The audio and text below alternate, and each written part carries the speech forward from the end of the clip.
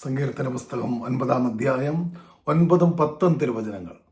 കർത്താവ് മർദ്ദിതരുടെ ശക്തിദുർഗമാണ്, കഷ്ടകാലത്ത് അവരുടെ അഭയസ്ഥാനവും. അങ്ങയുടെ നാമമറിയുന്നവർ അങ്ങിൽ വിശ്വാസമർപ്പിക്കുന്നു. കർത്താവെ, അങ്ങേ അന്വേഷിച്ചവരെ അങ്ങ് ഒരിക്കലും ഉപേക്ഷിച്ചിട്ടില്ല.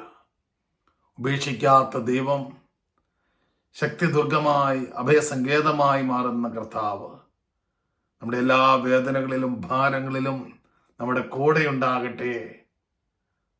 കർത്താവിൽ വിശ്വാസമർപ്പിക്കാനും കർത്താവിനെ അറിയാനും കർത്താവിൻ്റെ സ്വന്തമായി തീരാനും ഈ എപ്പിസോഡ് കാണുന്ന നിങ്ങളുടെ എല്ലാവരുടെയും ജീവിതത്തിൽ ഈശോയുടെ ശക്തമായ ഇടപെടലുകൾ ഉണ്ടാകട്ടെ എന്ന് പ്രാർത്ഥിക്കുകയാണ്.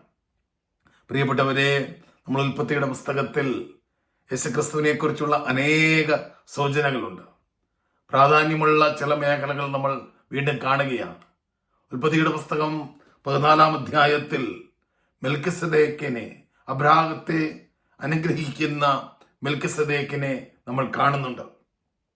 ഹെബ്രായ ലേഖനം 7-ാം അധ്യായത്തിൽ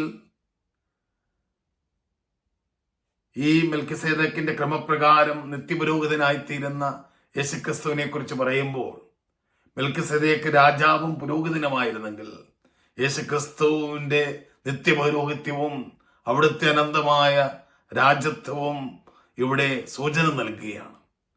വീണ്ടും ഉൽപ്പത്തിയുടെ പുസ്തകത്തിൽ നമ്മുടെ ഹൃദയങ്ങളെ സ്പർശിക്കുന്ന അതിമനോഹരമായ അതിശക്തമായ അധ്യായമാണല്ലോ ഉൽപ്പത്തിയുടെ പുസ്തകം 22-ാം അധ്യായം. അവിടെ അബ്രാഹവും ഇസഹാക്കിന്റെ ബലിയും, ഈ ഇസഹാക്കിന്റെ ബലിയർപ്പണം യഥാർത്ഥത്തിൽ യേശുക്രിസ്തുവിന്റെ ജീവിതത്തോട് ഏറെ ചേർന്ന് നിൽക്കുന്നതാണ്.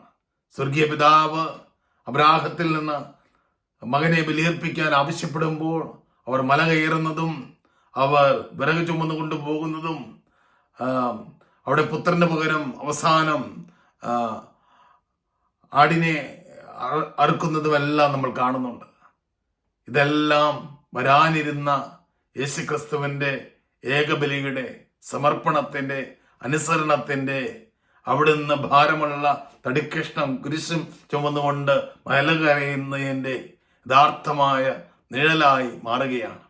പ്രിയപ്പെട്ടവരെ, ഈ ആഗമന കാലത്ത് ക്രിസ്മസിന് വേണ്ടി നമ്മൾ ഒരുങ്ങുമ്പോൾ നമ്മൾ അറിയുന്ന വലിയ സത്യം, നമ്മുടെ രക്ഷകനായ യേശുക്രിസ്തു വിശുദ്ധ ബൈബിളിന്റെ ആദ്യ അധ്യായം മുതൽ വിശുദ്ധ ബൈബിളിലെ അവസാന പുസ്തകമായ വെളിപാട് വരെ ഓരോ പുസ്തകങ്ങളിലും യേശുവിനെ കണ്ടെത്താൻ സാധിക്കുമെന്നുള്ള വലിയ സത്യം.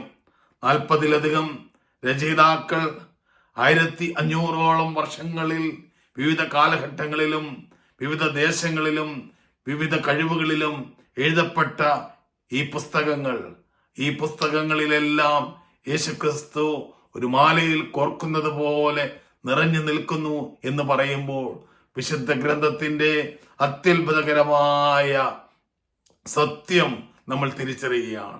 വിശുദ്ധ ഗ്രന്ഥത്തിന്റെ സത്യം തിരിച്ചറിയുമ്പോൾ യേശു എന്ന ഏക സത്യദൈവത്തെ നമ്മൾ തിരിച്ചറിയുകയാണ്. ആ ഏക സത്യദൈവത്തെ തിരിച്ചറിയുമ്പോഴാണല്ലോ നമ്മുടെ എല്ലാ ആഘോഷങ്ങളും അർത്ഥപൂർണമാകുക. അർത്ഥപൂർണമായ ഒരു ആഗമന കാലഘട്ടം, നൊയമ്പിന്റെ ദിനങ്ങൾ എല്ലാവർക്കും ആശംസിക്കുന്നു.